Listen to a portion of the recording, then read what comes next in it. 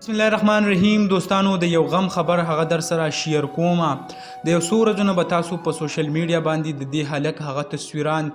وینئ مختلف قسم پیجونو نه هغه شیر کیږي ویل کېږي دا چې دا په اسټوډنټ کې هغه وفات شوی دی د مور او پلار چې کوم دی هغه یو زوی و او ډیر په نازونو باندې هغه ساتلی و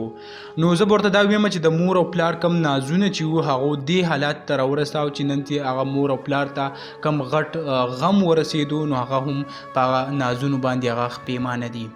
واقع داسې شوی وه چې دا د مور او پلار هغه یو زوی دی او ډېر زیات په نازونو باندې هغو ساتلی و یعنې یو نیازبین هغه یې لوی کړی و پلار ته به چې دوی څه قسمه فرمایش کوو نو هغه به یې ورله پوره کوو داسې د ګاډو موټرسایکل یې ورله هم واخیستو نو د هغې موټرسایکل په نتیجه کې هغه نن وفات شو او کم خپل خاندان مور او پلار ورونه او خویندې چې کم دی د هغې نه وي خو نور کم خاندان چې دی هغو ته ډېر زیات غم ورساو که مونږ وګورو یوازې دا نه زمونږ کم پښتانه چې کم دي د نه نو په هر څوک دي خو زمونږ کم پښتنو کې چې کم دي ماشومان هغه نن سبا ډرایوینګ ته راوتي دي هغه که ګاډو ډرایوینګ وي که د موټرسایکلو ډرایوینګ وي هغه کوي چل هم نه ورځي او داسې قسمه ډرایوینګ هغه کوي چې په کم سپیډونو او په کم ریسونه وایي نو هغه به تاسو حیران ورته پاتې شئ نو بیا د هغې کومه نتیجه چې وي نو هغه هم دا رنګې وي چې هغه وفات شي هغه خو مړ شي خو د هغې کم نور کم پلار مور خویندې ورونه چې وي نو هغو ته داسې غم پرېږدي چې هغه د ټول عمر دپاره یو غم وي لکه څنګه چې دا شوی وی د پلار به چې کوم نازونه کول د پلار یو زوی و نو هغه له داسې غم جوړ کړو چې پلار هم په هغه خپل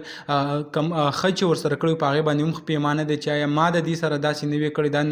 موټرسایکل یې کم ګاډي چې دی ما ولې نه وی اخیستې نو نن به ماته دا غم هغه نه جوړېدی نو تاسو ټولو ته یو ریکویسټ کوم چې آیا که ستاسو بچي وي که ستاسو ورونه وي که ستاسو ورورېګان وي په هغه باندې نظر وساتئ او کم قسم لوپریانې چې کوي کم